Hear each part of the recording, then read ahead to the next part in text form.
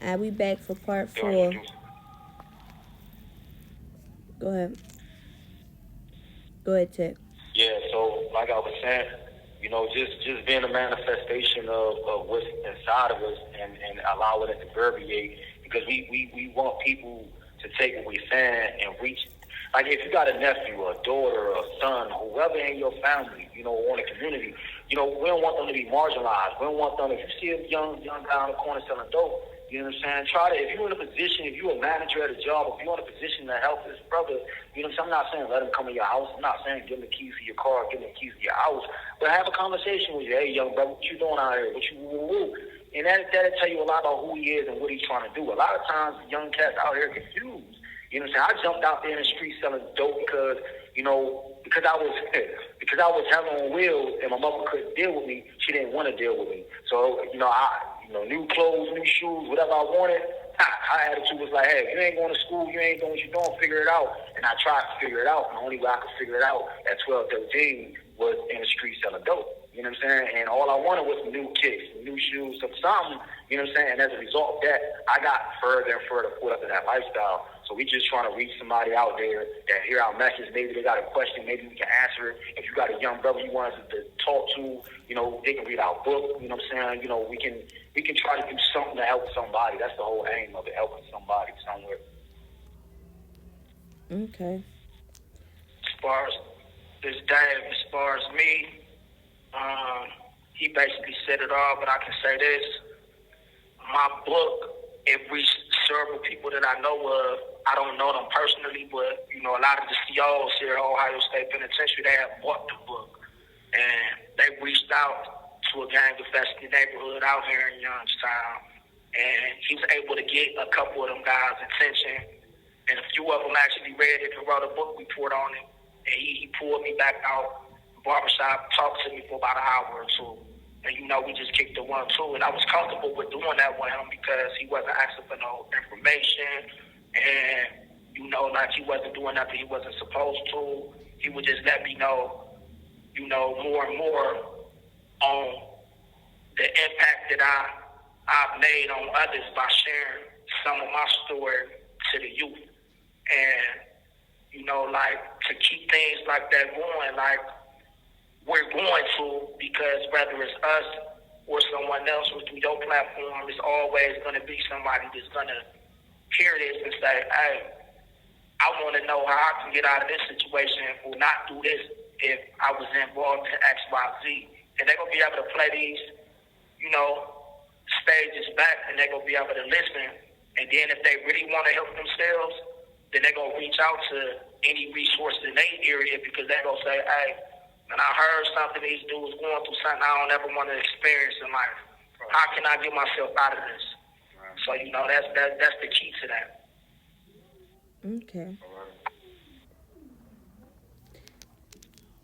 I'm glad y'all on the positive side of things. I'm glad that y'all are, as black men, trying to reach our young youth because it's not a lot of, men out there doing it despite y'all situation, the fact that y'all in the situation that y'all in and y'all still taking a chance to make a difference in somebody else's life, that says something big. Like that's if don't nobody see the bigger picture and the positivity that's coming out of it, then they blind because they a lot of people don't come how y'all come.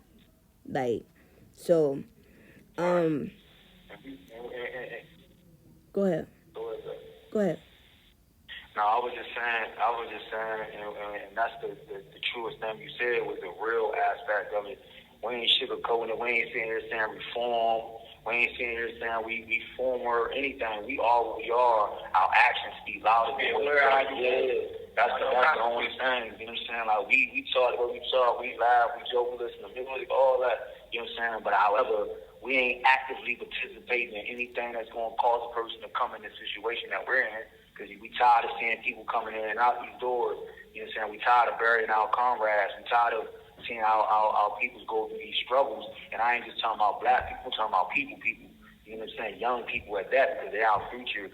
So it's like now we putting that into our kids because we want to make sure that when our kids walk out their doors, how they interact with people is a testament of who we are. You know, like our energy reverberating through them.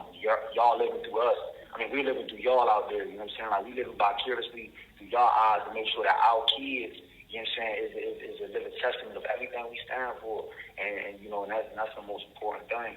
Just being real. But, you know, like everything, when it comes down to real, being real ain't gangster. Being real ain't thug. You know what I'm saying? Yeah, being real is just about being true to yourself, yo. If you God fearing, if you a church person, go to church. You know what I'm saying? Stand a book. You know what I'm saying? Whatever you are, be who you are. You ain't got to be something you're not. Because trust and believe, it ain't fun getting shot, it ain't fun getting stabbed. And as grown men, as OG status type shit, I cry on a regular in this joint, man. There's times where I get so frustrated that my kids, my wife, my family going through shit that I can't, you know, be able to be there for them, and I break down in tears. I ain't too prideful to admit that. Like, that's facts. You know, I've seen the strongest niggas that you would think that is the toughest niggas on earth break down and cry through this situation. This shit hurt. Ain't not fun in this joint, man. We smile to keep them crying, but it ain't fun. Right. Not only that, like me being a mom and me having a son with a husband, you know, that's incarcerated on death row or whatever the case may be. When we have conversations with our son, we try our hardest to let him know that we don't want him to, because I done been through hell and back also, and I'm still here to tell my story, which that's going to be a whole nother day. But we try to tell our son, even our daughters, that we don't want them to experience nothing we have went through. Nothing. Because the half of the stuff that we had went through in our life, your average person would have broke. Wouldn't have been able to stand on their 2 feet or live through it. Let alone here we go as my husband being on death row and then me being the mom or whatever the case may be. We still out here trying to reach the youth. And we need a lot of people out here to be on the same page and stop dealing with a lot of pride and egos and stuff like that, or looking at stuff like, well, that ain't my problem, or that's not my responsibility. It take a village to keep our youngins on the right path. And for y'all to do what y'all doing, it's showing that the village is still out there. No matter what circumstances or situation the person may be in, y'all showing that it can still happen. So I appreciate At that. this point, like, for sure, like at this point, like, I'm gonna say a little bit of personal, you know, because it's just. You have 1 minute. And the situation real, like, my daughter mom was about to be charged behind my case, so as a man of responsibilities and being honorable, I had to confess just to free her. I didn't have to, but I chose to confess to free her, so my daughter would at least have a parent out there. So, you know, she come up here and see me. It hurt her as well as it hurt me that I never got to experience life with her outside of here. So to know a single woman out there that's, you know, trying to raise a child on their own, like, it's hard. And if we can reach out to the youth that's becoming fathers to not do what we done to come in here, then it'll be more males out there to help the single mothers through their hardship. Hold on, Dave, because the phone about to hang up. So come back for part 4. I didn't want the